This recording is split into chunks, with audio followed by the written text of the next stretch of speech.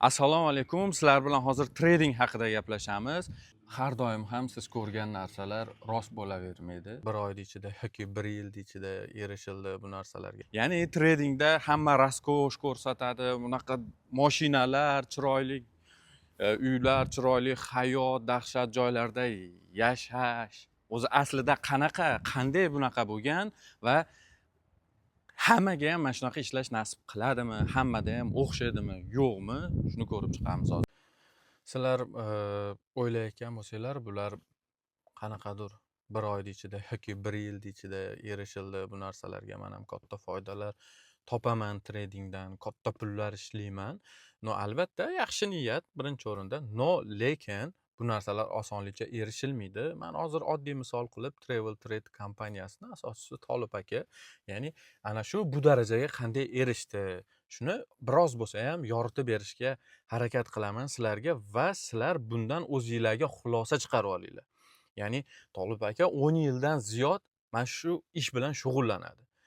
Bu orada Tolib akada juda og'ir vaziyatlar bo'lgan. Travel Trade kompaniyasini asoschisi Tolib akani erishgan narsalari, ya'ni Travel Trade kompaniyasi erishgan narsalari desak ham bo'ladi.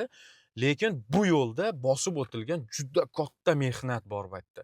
Bu narsaga siz internetda video ko'rganingizda u narsa xayolingizga kelmaydi. Bu, men ham shunaqa qilaman. Yo'q, do'stim, qiyin bu narsa. Men sizni to'xtatib qolmoqchi emasman.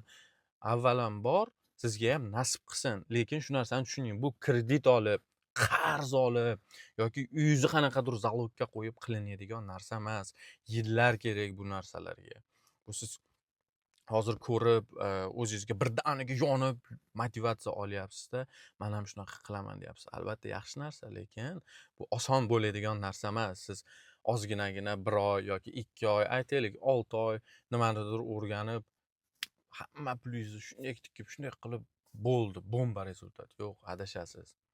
Bu narsalarga erishish uchun juda ko'p narsalardan kechilgan. Birinchi o'rinda o'zini eng katta yo'qotadigan narsasi vaqti, oilasiga beradigan e'tibori, o'ziga beradigan e'tibori, sog'ligiga, bir qator shunga o'xshagan farzandlaringiz bo'lsa farzandlaringizga, yosh bo'lsangiz kelajagingizni yo'qotishingiz mumkin. Bu tomonlarini ham hisobga oling. Faqat trading, raskosh, mashinalar, har xil anaqa zo'r hayot emas.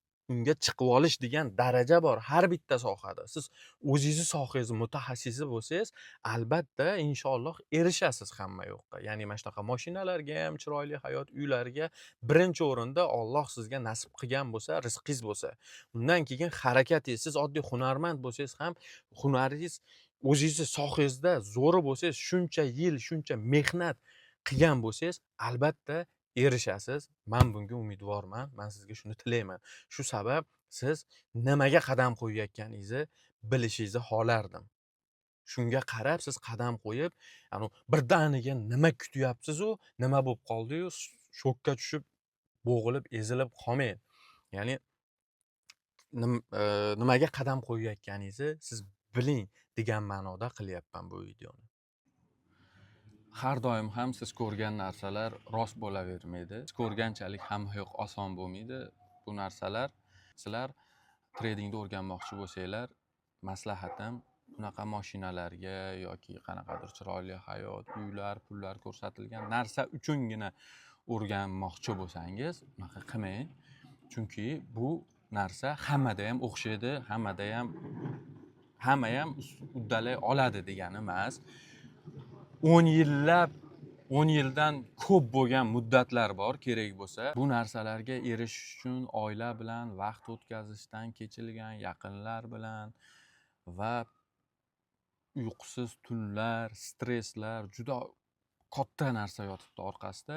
Juda ham tez boy bo'laman, shu orqali yengil, oson hayot deb o'ylayotgan bo'lsangiz qattiq adashasiz.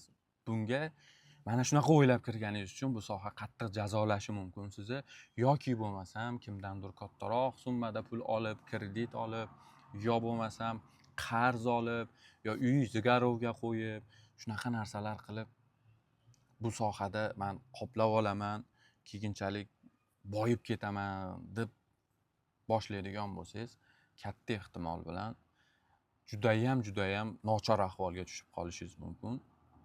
Chunki siz ko'rayotgan bu narsalar barcha, ya'ni xoling bu mashinani oling yoki umuman uy, katta pullar, nimaniki oladigan bo'lsak, bu narsalar osonlikcha bo'lmagan. Birinchi o'rinda 10 yil yoki undan ham ko'p muddat mehnat qilingan bu darajaga erishgani.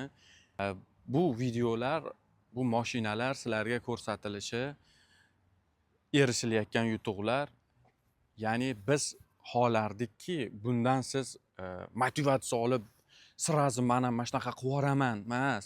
Bu gaplashing, telefon qiling, ofislarga boring. Bular osonlikcha bo'lmagan. Bu hammada ham o'xshaveradi, hammada ham bo'ladi shunaqa degani emas. Bu mashinalar olinishi kimlargadir ko'z qilish uchun emas, kimlargadir, ya'ni qachonlardir biz ustimizdan kulgan yo bo'lmasam ishonmagan bizga shunaqa insonlarga isbotlab qo'yish uchun qilingan narsalar bular.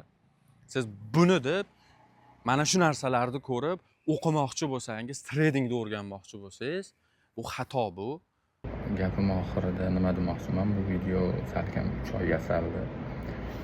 Siz ustoz tanlashda, ya'ni o'sha tradingga ham yo'llari bor. Mana shu yo'lni bosib, mana shuni qaysi yo'ldan yurishda yaxshilab bilib oling, tekshiring. Boradigan joyingizda, o'qiydigan joyingizda mentor kim menga deb savol bering. Ana shu joyga ham bo'lsa natijalaringizni ko'rsam bo'ladimi deng.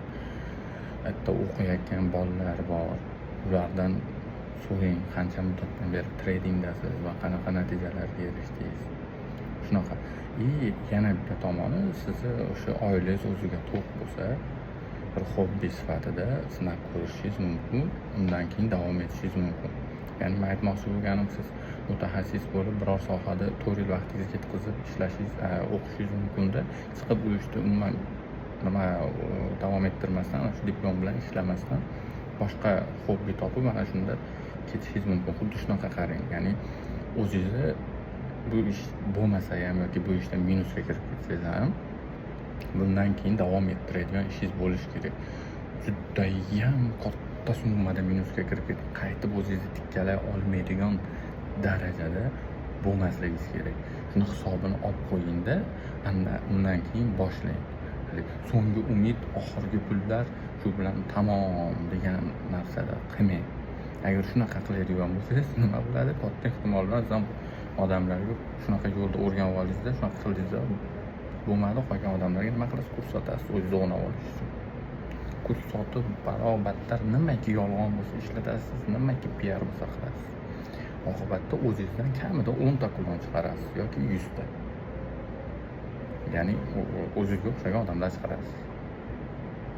Ular ham nima qiladi? Xuddi shunday qiladi. Buni oqibatda nima bo'ladi? Bu soha yomon bo'ladi. Buni oqibatda nima bo'ladi? Qancha odamlar sohadan ham, umuman hamma ishidan balo-battar hamma yo'ldan ayriladi. Keyin nima bo'ladi? O'zingiz xulosa qilib ko'ring. Tak что hammaga tilaydigan narsam ozgina o'ylab, nimaiki ish qilishingizdan qat'iy nazar hisobingizni olib, undan keyin boshlang. Har doim hisobini olgan odam judayam yomon ahvolga tushmaydi. O'zini o'rnaladi.